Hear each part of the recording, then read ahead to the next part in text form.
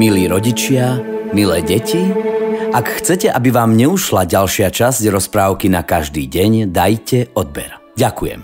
13. február. Meniny má Arpád. Rozprávka sa volá Skamenený had.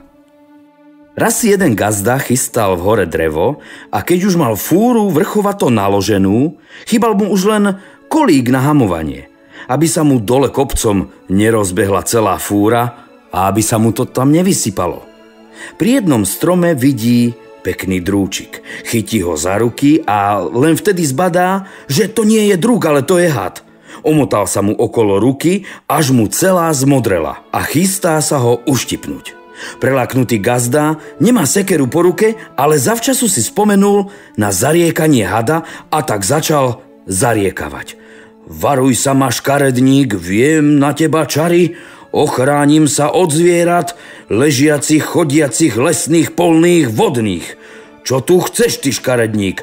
Zaklínam ťa takto a od dnes budeš skala. Od prvých slov zaklínania začalo ubúdať hadovi sily a keď gazda dopovedal poslednú vetu, had padol na zem a premenil sa na hadiu skalu. Kto chce, nech neverí. Kto chce, nech uverí. Ale ešte dnes nájdete nedaleko z Bojnických dier nad Haligovcami hadiu skalu a na tom mieste presne gazda zaklínal hada. A už zajtra, milé deti, na Valentína si povieme o Valibukovi Valentínovi.